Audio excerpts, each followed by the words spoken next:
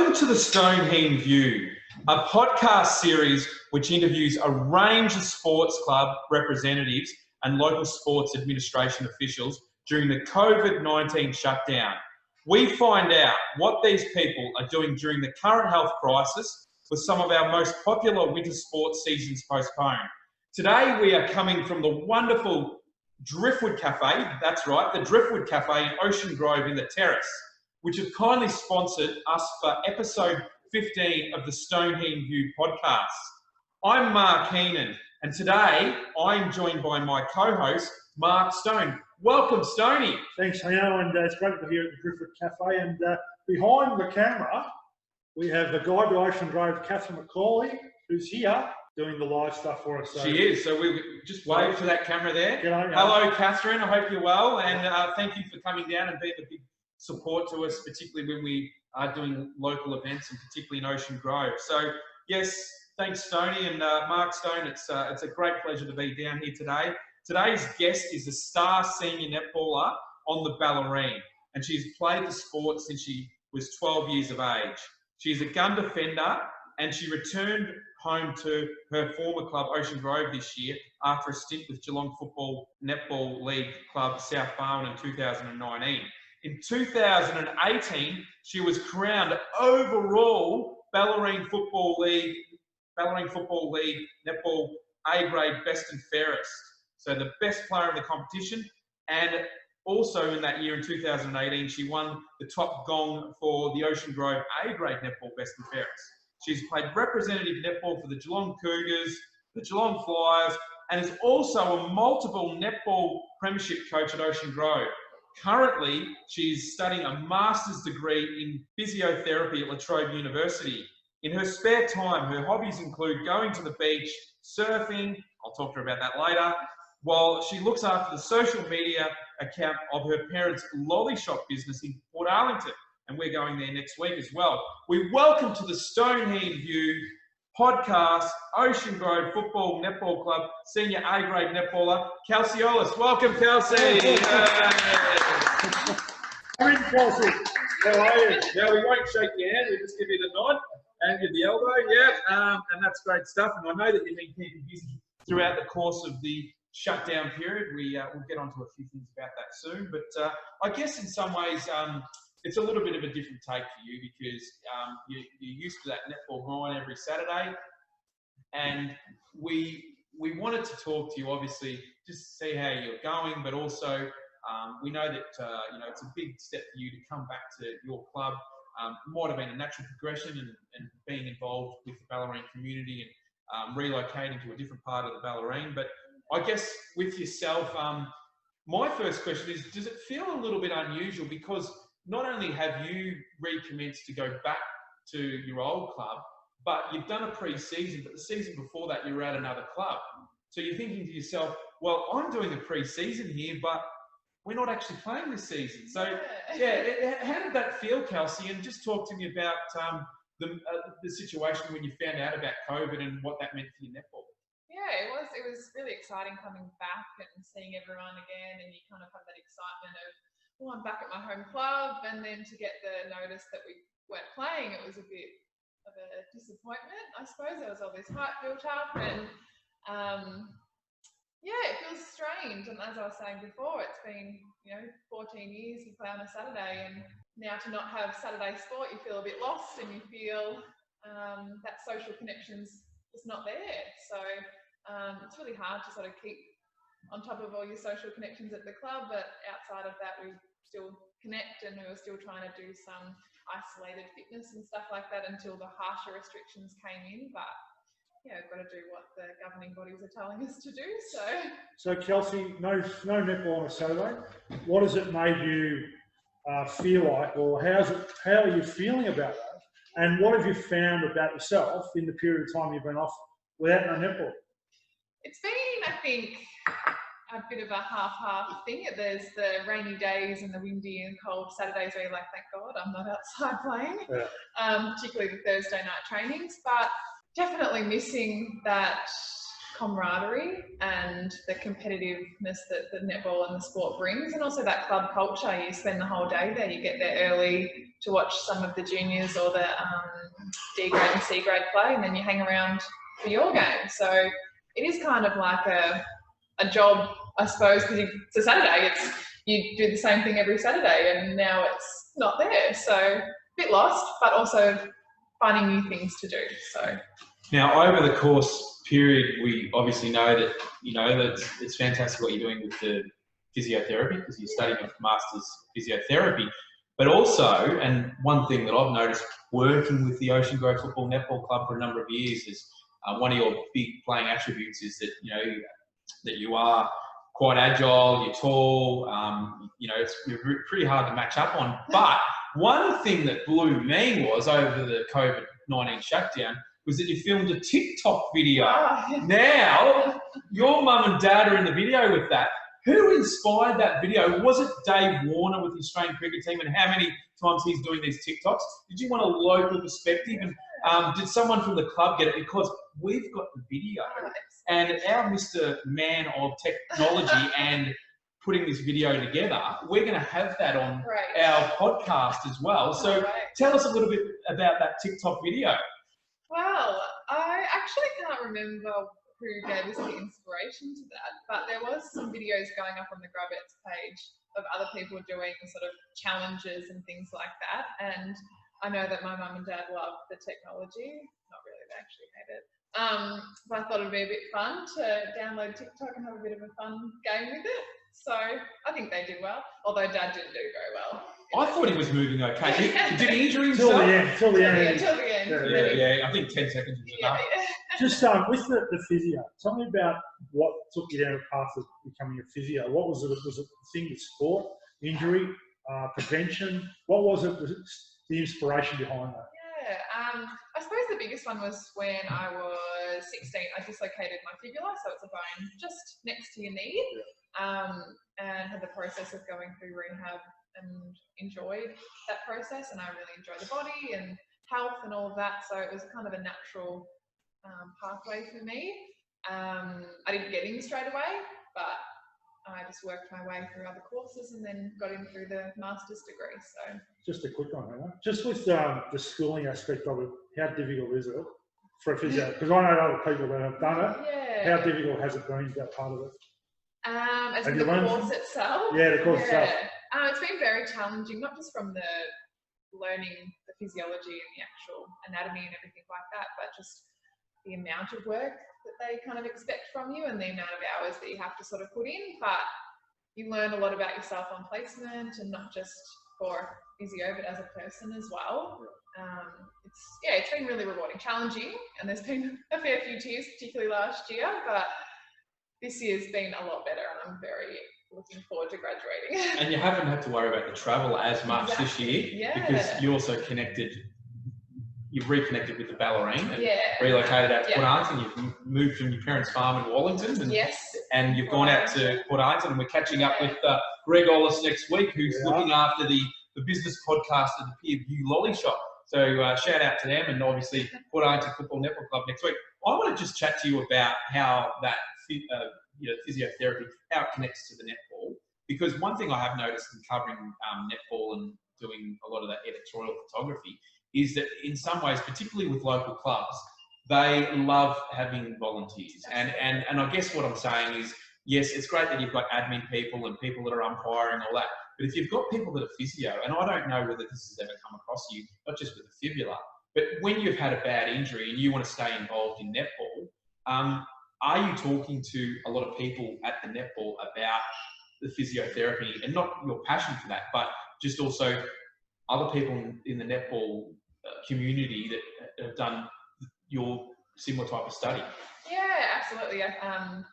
Jules in the A grade at Ocean Grove is a physio as well, and we would routinely have conversations about things that we're both passionate about. But as a club on a whole, I do enjoy educating people and helping them get the best out of their bodies, and any sort of tips or advice that I can pass on, and then they pass on similar advice in their health professions as well. But yeah, there was some massage and treatments going on for myself at the start of this year until COVID sort of happened, and that was the plan moving forward this year to hopefully do some more treatments with people and educate them, write some programs. But with COVID, that hasn't allowed that. Yeah, we have Catherine McCoy from the Guide to Ocean Grove behind the camera there. Yeah. Now, is it you just with the lolly shop? And I believe that obviously another role in the lolly shop is the social media aspect of the lolly shop. Yeah. So with the downturn of netball, more social media about the lolly shop and more eating of lollies, possibly. Yes, hence why I've got the wisdom teeth out.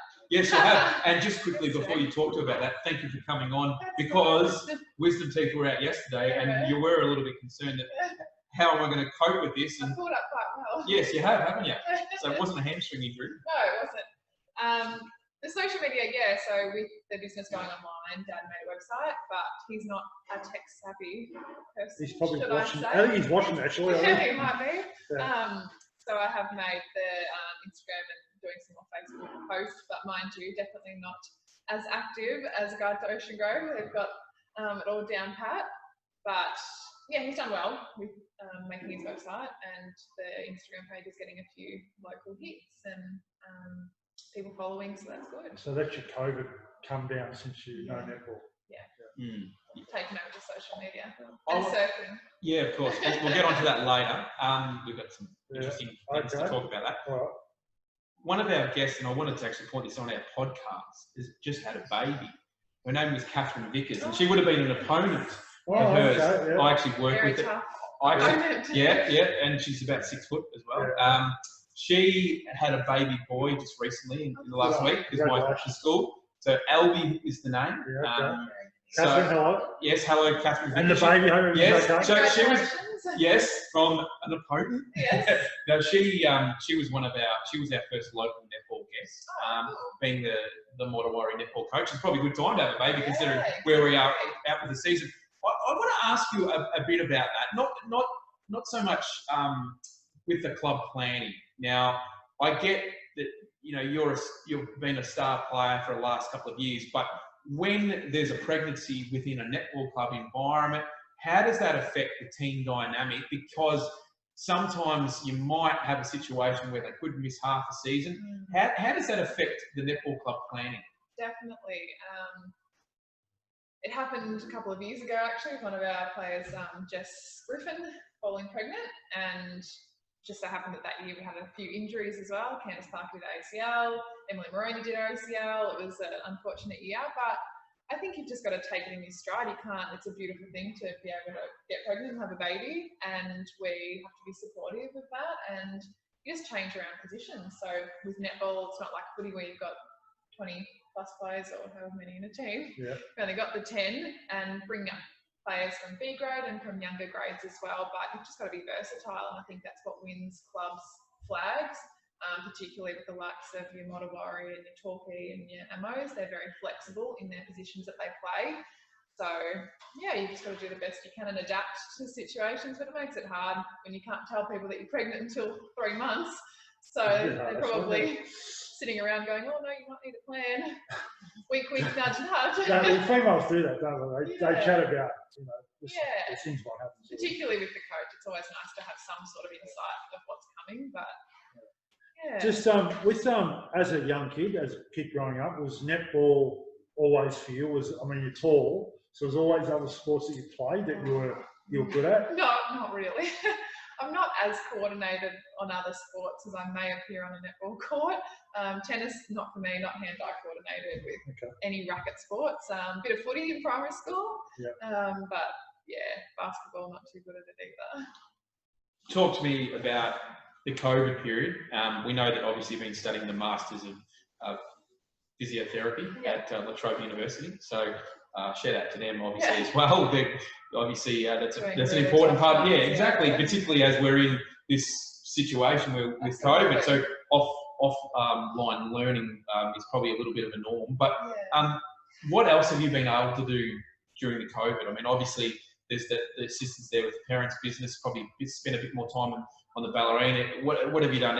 Any meditation, or have you been doing things like perhaps reading books or listening to great podcasts? Yeah, absolutely. I think it's been nice to slow it down, not to have that Saturday game and sort of lingering in the back of your mind, just slow it down, do some more walking and longer running and yoga, but also doing some puzzles and really just things that you wouldn't normally do, particularly in that first lockdown in March and April, where you had to find other things to do because you couldn't socialise. I feel very fortunate to be down here on the Bellarine to be able to walk and exercise in the open. Because you were living in Melbourne too previously, and just imagine if you were in Melbourne this time of year, you wouldn't be able to move. No, exactly. Now, some of the things we do on the podcast is quite a bit of insight into the guest, right? Okay. Siblings?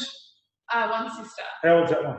27. So is she a netballer? She's a nurse. She was a netballer, but she's a nurse in lockdown in North Melbourne at the moment, dealing with the COVID patients in North Melbourne. Really? Hospital. Lauren Ollis is her name, and she's done a great job with the club at Ocean Grove Football Netball Club, doing caring work. So she's been really supportive on the bench, and those netball people, particularly the volunteers, not just the players, they do a great job, and I can think of so many of them that just they're week in, week out. We talk about our football club volunteers. Well, our netball club volunteers need to take some kudos as well. Do you have a connection with the men's team, the football part of it? Is it really connected really strongly? Probably there was more connection developing this year with the new head coach. It has been something that we have been working on every year, and it's a really strong part of the club to be connected and doing sort of team bonding days and everything like that. So definitely it's something that is improving and can continue to improve over the years, but maybe not this year. Now, one thing that I wanted to mention to you, and as we're sort of leading up and wrapping up, we've encountered each other a little bit in the surf. Oh, yes. And we actually had an incident going back the other summer where I think her partner was down there in the water, and they thought that I cut into their wave at the same time. Yeah. So I bet is that a no-go? Apparently, I'm still copping it from her father about that. Is that I got into the wave? Is that a rule? It is. You can't you can't cop it. Is that a rule? I reckon there might have been it worked both ways. We need video footage. Yeah, we need video footage. The WSL, the World Surf League. But great spot back here at Ocean Grove with the waves. It has, and I was booked in to go to Urban Surf the other week, and couldn't on the day it closed. But I've got a credit, so I can still use it. Just tell me about, as a netballer, when you're doing your cool downs or you're doing your recovery. What are you doing during the recovery? I mean, obviously you can use the water, you can stand up, and the football players do it, particularly at Port Arlington as well, because they go back onto the bay there. So when they've finished their game, they go straight there. Straight for a dip. Straight for a dip, exactly. What are you doing during your recovery when you've done your netball? Probably after the game, some stretching, and the Sunday is liking to get up and actually move the body as well. So walking, even a light jog, but definitely trying to fuel the body after the game. It's not as long as a football match, but it's still quite stop-start and high pace.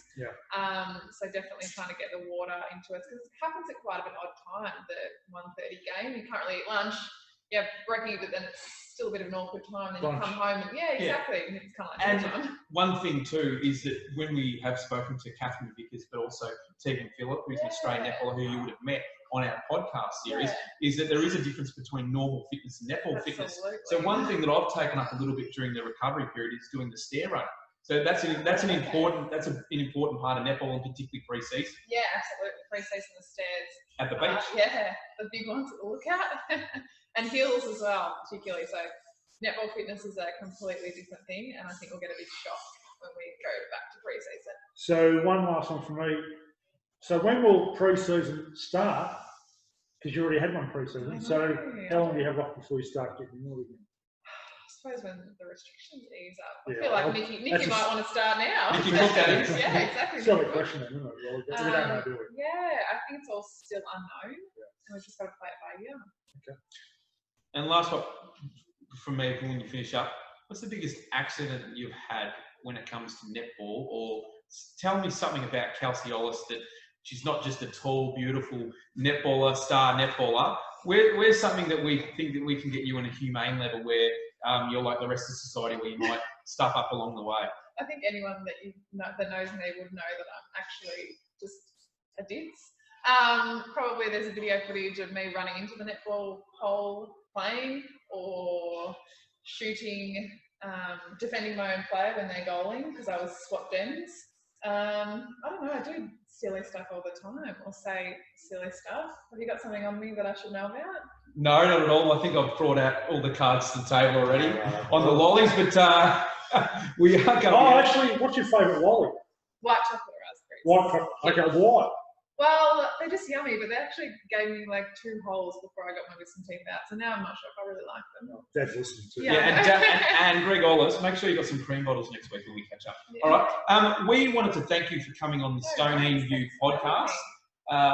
We think it's a great initiative, and we want to align ourselves with the businesses and the sports clubs. And I know that you'll probably have to come down to Driftwood at some stage. It's always a nice, pleasant area to come to. And I don't know whether there's been team meetings. I know for a fact that your dad has had a few recruiting meetings, and he said, look, if ever in the past when he was looking after the Netball club, if you see anyone that's 6 foot plus, let me know on the main street of Ocean Grove. But sometimes the recruiting meetings are held down at the beach as well, sometimes, from what he tells me. But there you go. But First insight knowledge. yeah, well, there you go. That's something you can give you that as well. But we wanted to thank you. Obviously, the Stoned Heen View episode 15 is proudly brought to you by the Driftwood Cafe, and supporting us here today is also a guide to Ocean Grove and Catherine McCauley. So thank you again, Catherine, for coming down and supporting us and filming us live on IGTV. You're getting that up and started. Yeah. And again, Kelsey, really appreciate your insights into being a netballer and what it's been like during lockdown. No worries, thanks for having me. And Mark Stone, how have you felt today? Well, I know a bit more about netball than I knew before, but the interviews are getting more wider and more. Even though we're getting a lot about the COVID, it's all about the COVID and what sports people have been doing in the shutdown, because we have to find different things to do. And I said last week, stop and start. Exactly. People put me up with that, so well done. So thank you very much. And netball is about stop and start, as we would have seen from what Kelsey's saying in our previous guest. It's that stop-start fitness. And I've put my hand up. I've had the odd injury playing netball before, and that's just purely because you've got to get used to the conditioning of it in a lot of ways. And like I said, you can get in contact with the Stoned Heen View. We're at the Driftwood Cafe in the terrace today. Good coffee. Great coffee. Come down, have a chat to Ty. He's got some great workers here. They're doing a great job during this COVID-19 period.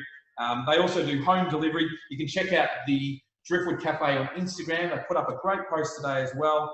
And as I said, you can get in contact with us. Type in the Stoned Heen View on Facebook, Instagram. We're also on our podcast platforms with Apple Podcasts.